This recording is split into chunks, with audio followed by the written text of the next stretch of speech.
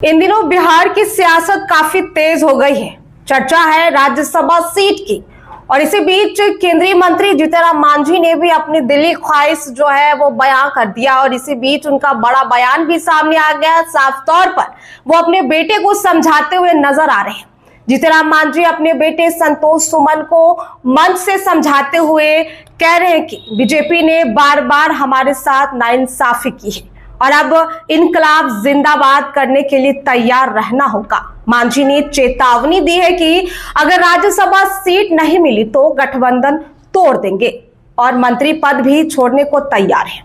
दरअसल हम पार्टी के संरक्षक और केंद्रीय मंत्री जीतनराम मांझी ने खुले मन से अपने बेटे और पार्टी के अध्यक्ष संतोष कुमार सुमन को समझाया। मांझी ने कहा, मन के छोटा मत करा संतोष जी। जीतनराम मांझी के बाबूजी हलथिन चरवाहा, तोहरा बाप हो केंद्रीय मंत्री। बीजेपी से लड़ाई के लिए तैयार रहा। बीजेपी बेईमानी कर रही है, अब तू इनकलाब जिंदाबाद करेला तैयार रहा। दरअसल मौका था गया में आयोजित हम पार्टी के कार्यक्रम का। तब मंच पर जीतनराम मांझी के साथ उनके बेटे संतोष सुमन भी मौजूद थे। संतोष कुमार सुमन बिहार सरकार में मंत्री के साथ साथ हम पार्टी के राष्ट्रीय अध्यक्ष भी है।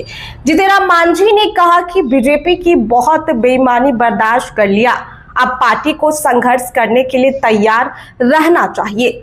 इतना ही नहीं, वहीं जीतनराम मांझी ने कहा कि उनकी पार्टी को राज्यसभा की सीट चाहिए।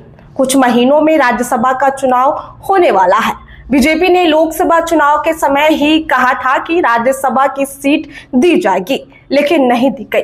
अगर इस बार सीट नहीं मिली तो गठबंधन तोड़ने के लिए भी तैयार है। आगे जीतनराम मांझी ने कहा कि पार्टी को अलग चलने के लिए तैयार रहना चाहिए, क्योंकि बीजेपी ने हमें धोखा दिया है। हम साफ कहते हैं कि बीजेपी ने हमारे साथ बेईमानी की है। दोनों बार यानी लोकसभा और विधानसभा चुनाव हमारे साथ बेईमानी की गई।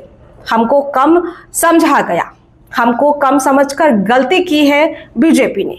अगर यही गलती दोहराई गई तो हम पार्टी से अलग हो जाएंगे और अपना अलग रास्ता बनाने को भी तैयार है। जीतनराम मांझी ने खुले मन से अपने बेटे को समझाया, राजनीति करना है तो मन को कड़ा कीजिए और रिस्क लीजिए, मन को कमजोर मत कीजिए संतोष जी। जीतनराम मांझी के पिता तो हलवाहा थे। संतोष मांझी के पीछे उसका बाप जीतनराम मांझी है, जो भारत सरकार का मंत्री है। आप क्यों मन छोटा कर रहे हैं? जीतनराम मांझी ने अपने बेटे को कहा कि वह आगे की लड़ाई के लिए तैयार रहे, पार्टी खूब तैयारी करे और बीजेपी कहेगी कि 5 ही सीट देंगे, तब आप क्या करेंगे? इसलिए मंत्री पद मिला है तो इसे आप कम ही समझिए, जो कि आपको राज्यसभा भी जाना चाहिए। इसके लिए आपको लड़ना चाहिए, आपको तैयारी करना चाहिए कि हम कम नहीं, कम से कम 100 सीट लड़ेंगे, तभी हमको 6% वोट या 10 से 15 सीट आ जाएगी तो हमारी पार्टी को मान्यता मिल जाएगी। इस उद्देश्य को आगे लेकर चलिए।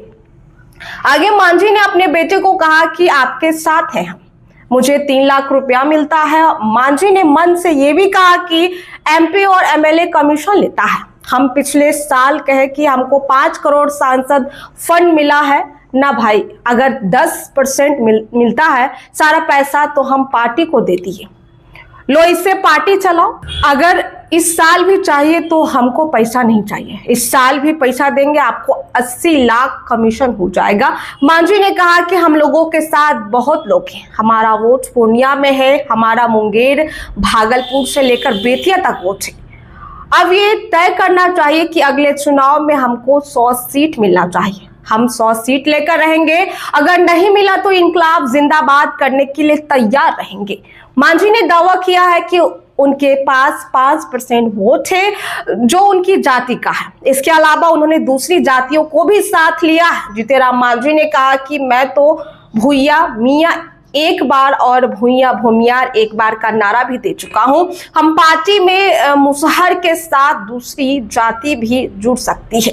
तो देखिए, संतोष सुमन को जीतनराम मांझी खुले मन से समझाते नजर आ रहे हैं कि आपको राज्यसभा भी जाना होगा, क्योंकि मंत्री तो आप हैं ही, लेकिन ये बहुत कम है क्योंकि हम लोग शुरू से ही वोट से जीतते आए और हम लोग भी बड़े हैं। तो इसलिए जीतेराम मांझी ने अपनी दिली ख्वाहिश जो है वो जाहिर की और खुले मन से संतोष सुमन को, जो कि उनके पुत्र है और राष्ट्रीय अध्यक्ष भी अपने पार्टी से, उन्हें खुले मन से समझाते हुए नजर आए हैं।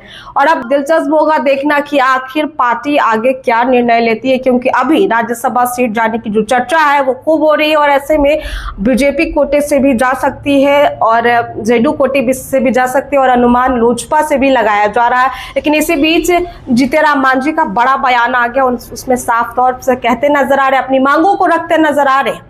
अब देखना बेहद दिलचस्प होगा कि आखिर संतोष कुमार सुमन उनकी बातों को समझ पाते हैं और जीतेराम मांझी की जो दिली ख्वाहिश है वो क्या पूरा हो पाती है।